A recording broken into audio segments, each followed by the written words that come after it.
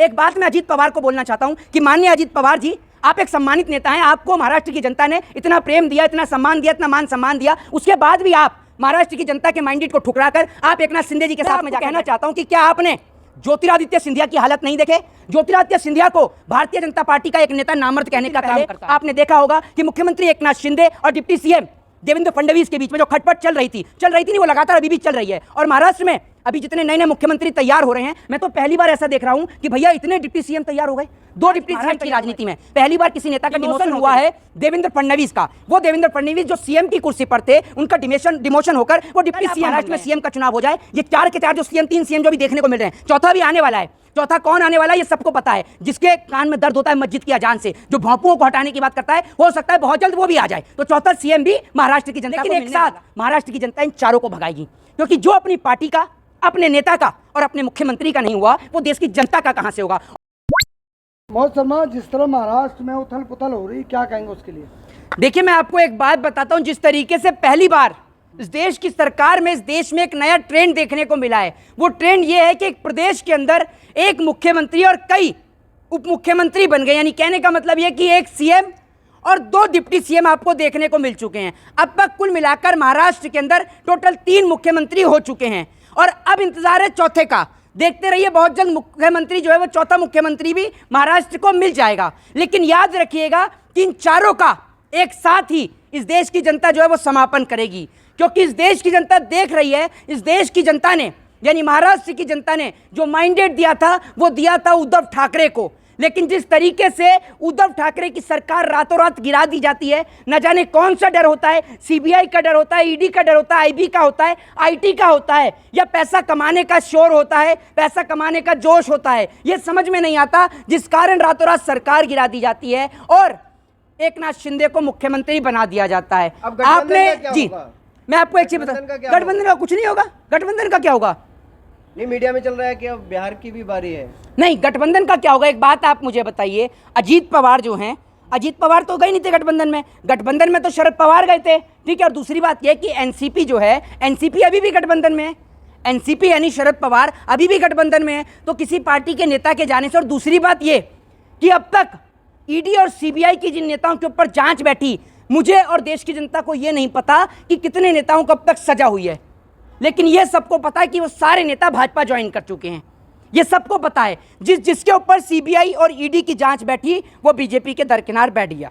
लेकिन अभी कहा जा रहा है कि जो बिहार में गठबंधन हुआ था वो कहीं ना कहीं फेल हो चुका है। नहीं, कोई फेल नहीं हुआ। क्या फेल हुआ है? दूसरी बात ये, एक बात मैं अजीत पवार को बोलना चाहता हूं कि माननीय अजीत पवार जी, आप एक सम्मानित नेता हैं, आपको महाराष्ट्र की जनता ने इतना प्रेम दिया, इतना सम्मान दिया, इतना मान सम्मान दिया, उसके बाद भी आप महाराष्ट्र की जनता के माइंडेट को ठुकराकर आप एकनाथ शिंदे जी के साथ में जाकर बैठ गए। मैं आपको कहना चाहता हूं कि क्या आपने ज्योतिरादित्य सिंधिया की हालत नहीं देखे? ज्योतिरादित्य सिंधिया को भारतीय जनता पार्टी का एक नेता नामर्द कहने का काम करता है। अब आप सोच कर देखिए कि जिस पार्टी के ही नेता उनकी इज्जत ना कर रहे हो, तो बाकी लोगों से आप क्या उम्मीद और क्या आकांक्षा जताएंगे? दूसरी बात यह कि अभी कुछ दिन पहले आपने देखा होगा कि मुख्यमंत्री एकनाथ शिंदे और डिप्टी सीएम देवेंद्र फडणवीस के बीच में जो खटपट चल रही थी नहीं, वो लगातार अभी भी चल रही है। और महाराष्ट्र में अभी जितने नए नए मुख्यमंत्री तैयार हो रहे हैं, मैं तो पहली बार ऐसा देख रहा हूं कि भैया इतने डिप्टी सीएम तैयार हो गए, 2 डिप्टी सीएम तैयार हो गए। और एक बात जो देश के गृह मंत्री ने कही थी, आज मैं उसका उदाहरण आपके सामने दे देता हूं कि 12वीं करने के बाद जो 10वीं में एडमिशन लेगा उसको लैपटॉप दिया जाएगा। ये बात देश के गृह मंत्री ने कही थी, आप सभी को याद होगी, ठीक है। हाँ, मैं आपको वही बता रहा हूँ, इंटर के बाद में जो एडमिशन लेगा 10th में, उसको लैपटॉप दिया जाएगा, ठीक है। एक बात आप मुझे बता देता हूँ आपको, उसको कहते हैं डिमोशन होना। और आज महाराष्ट्र की राजनीति में पहली बार किसी नेता का डिमोशन होते देखा है हमने। प्रमोशन तो आपने सबका होते हुए देखा, लेकिन डिमोशन पहली बार देख रहे हैं। डिमोशन हुआ है देवेंद्र फडणवीस का। वो देवेंद्र फडणवीस जो सीएम की कुर्सी पर थे, उनका डिमोशन होकर वो डिप्टी सीएम बन गए हैं। अब आप देखिए, जिसको महाराष्ट्र के अंदर, जिसको बीजेपी से संबंध हो, जिसको ऊपर ईडी, सीबीआई, आईटी, आईबी या कोई भी उसको परेशान कर रहा हो, तो जाइए और भाजपा की शरण में बैठ जाइए। आप ये बताइए, गठबंधन कैसे टिक पाएगा जो अभी से लोग टूट के जाने लगे? एक बात आप मुझे बताइए, पार्टी के मुखिया तो अभी भी जुड़े हुए हैं। तो पार्टी के मुखिया, मेरी बात सुनिए, जो पार्टी का जीतने मुखिया वाले कौन लोग है? हैं, वही जाने लगे। आप कल महाराष्ट्र में चुनाव करा लीजिए। महाराष्ट्र का चुनाव क्यों डिले किया जा रहा है कारपोरेशन का, मैं आपसे पूछना चाहता हूं। बीएमसी का जो चुनाव है महाराष्ट्र का, वो क्यों डिले हो रहा है, मुझे इस सवाल का जवाब दीजिए। सरकार घबरा रही है, सरकार पे बौखलाहट है, तभी तो सरकार सारे नेता मंत्रियों को जोड़ने में लगी। और मैं आपको बता दूं, ये कल आप महाराष्ट्र में सीएम का चुनाव हो जाए, ये 4 के 4 जो सीएम, 3 सीएम जो भी देखने को मिल रहे हैं, चौथा भी आने वाला है। चौथा कौन आने वाला है ये सबको पता है। जिसके कान में दर्द होता है मस्जिद की अजान से, जो भोंपुओं को हटाने की बात करता है, हो सकता है बहुत जल्द वो भी आ जाए। तो चौथा सीएम भी महाराष्ट्र की जनता को मिलने वाला है। लेकिन एक साथ महाराष्ट्र की जनता इन चारों को भगाएगी, क्योंकि जो अपनी पार्टी का, अपने नेता का और अपने मुख्यमंत्री का नहीं हुआ, वो देश की जनता का कहां से होगा। और बहुत अच्छा इनका वो ऑपरेशन चलता है, ऑपरेशन लोटस के जरिए ये रातों रात देश के लोकतंत्र की धज्जियां उड़ा देते हैं। रातों रात ना जाने क्या करते हैं, कैसे डराते हैं, क्या करते हैं, लेकिन कैसे भी कर कर विधायकों को खरीद लेते हैं ये लोग। क्या लगता है 24 में कोई चेहरा है मोदी जी के सामने? मोदी जी के सामने ये तो सर्वे हुआ था, आपको पता नहीं है? उस सर्वे में पूरी जनता ने अपना माइंडेड रखा। दूसरी बात ये कि नरेंद्र मोदी जी कोई फेस, कोई चेहरा नहीं है। नरेंद्र मोदी जी के पास एक कुशलता है, एक ताकत है कि झूठ भी बोलेंगे तो बड़ी एकाग्रता के साथ बोलेंगे। और मोदी जी खड़े होकर बोलेंगे ना कि भैया 2 और 2 4 नहीं 3 होते हैं, तो अंधभक्त कल से उसी पर लड़ने लगेंगे कि 2 और 2 4 नहीं 3 होते हैं। तो मोदी जी क्या है, झूठ बोलते हैं। और विपक्ष के किसी नेता के पास, ये बात तो मैं दावे से कहता हूं कि विपक्ष के किसी भी नेता के पास झूठ बोलने की वो क्षमता, वो काबिलियत नहीं है जो झूठ बोलने की ताकत नरेंद्र भाई मोदी रखते हैं। नरेंद्र मोदी जी जैसा झांसा कोई नहीं दे सकता, कोई भी नहीं। जैसे 2 करोड़ का झांसा, रोजगार का झांसा, 15 लाख रुपए का झांसा, 15 लाख के बाद अभी 5 लाख रुपए का हेल्थ पैकेज का झांसा, ये आप समझिए। भ्रष्टाचारियों को लेकर भी बोला है मोदी जी ने, वो नहीं बताते। तो भ्रष्टाचारी कौन है? गारंटी नहीं, भ्रष्टाचारी कौन है ये मुझे बताइए। ये कौन है हेमंत विश्वा शर्मा, जिसके ऊपर सीबीआई ईडी की जांच बैठ रही थी?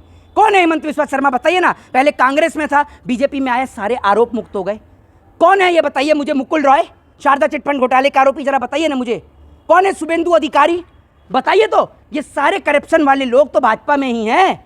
सारे करप्टेड लोग जितने भी हैं सब भाजपा के अंदर हैं। इनकी लिस्ट तो खोलिए भाई साहब। कल सरकार गई नहीं भाजपा की, और भाजपा के आज से ज्यादा नेता जेल के अंदर बंद नजर आएंगे। और इस करप्शन में सिर्फ नेता ही नहीं, इसके अंदर और भी लोग सम्मिलित हैं, बड़े बड़े कॉर्पोरेटर सम्मिलित हैं। और ये कॉर्पोरेटर्स और नेता, बिजनेसमैन और पॉलिटिशियन दोनों मिलकर इस देश को खोखला करने का काम कर रहे हैं। आज देश के प्रधानमंत्री जी को यह समझ में नहीं आ रहा कि टमाटर इतना महंगा हो गया है। मोदी जी को तो कोई फर्क है नहीं, मोदी तो टमाटर खाते नहीं खाते ना, मशरूम खाते हैं, वो मशरूम खाते हैं, इसलिए मोदी जी को कोई फर्क है नहीं। जनता महंगाई से मरे तो मरे, किसान मरे तो मरे, मोदी जी को कोई फर्क नहीं है। ये आगे पाकिस्तान पर, ये आगे पाकिस्तान। भाजपा सपोर्टर तो कहता है पाकिस्तान में 400 रुपए केजी है। अरे आप पाकिस्तान में रहते हो या यहाँ रहते हो? पाकिस्तान वाले तो भूखे नंगे घूम रहे हैं, आप भी भूखे नंगे घूमो हैं। पाकिस्तान में तो सैन्य शासन चलता है, तो यहाँ भी सैन्य शासन चलवाओगे क्या? आप अपनी कंपैरिजन निचले स्तर से क्यों करते हो? आप अपनी कंपैरिजन यूएसए से करो, आप अपनी कंपैरिजन करो रशिया से करो, आप अपनी कंपैरिजन करते हो हमारे देश की कंपैरिजन करते हो पाकिस्तान से, हैं? जिसको, अरे सुन लीजिए, जिस देश को हमने बनाया आप हमारी कंपैरिजन उससे करते हो। एक बेटे की तुलना बाप से करते हो, आपको शर्म नहीं आती है? आपसे सवाल पूछो पाकिस्तान, आपने देखा नहीं अभी मोदी जी गए थे, मोदी जी का विरोध भी हो रहा है अमेरिका में, वो तो आपको दिखा नहीं।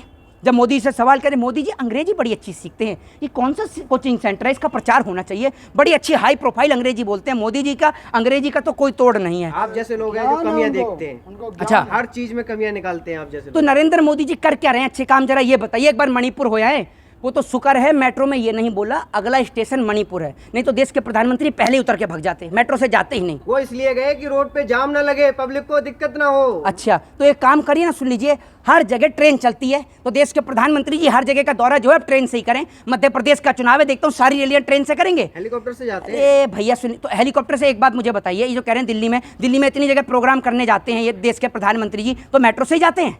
ये तो बताइए। मैं तो कहूँ देश के प्रधानमंत्री पार्लियामेंट भी मेट्रो से आए, फिर जाम नहीं लगेगा। जहां उनको लगता है पब्लिक को परेशानी होगी, हाँ, का सॉल्यूशन हाँ, देखते हो। तो गए क्यों नहीं फिर मेट्रो से? सिर्फ आया है मेट्रो से, जाते वक्त जाम खत्म हो गया, जबकि जाते वक्त तो ज्यादा जाम होता है। गए क्यों नहीं फिर मेट्रो से? इतनी चापलूसी करना बंद कर दीजिए, जूता मत चाटिए नरेंद्र मोदी जी का। जय हिंद, जय भारत, वंदे मातरम।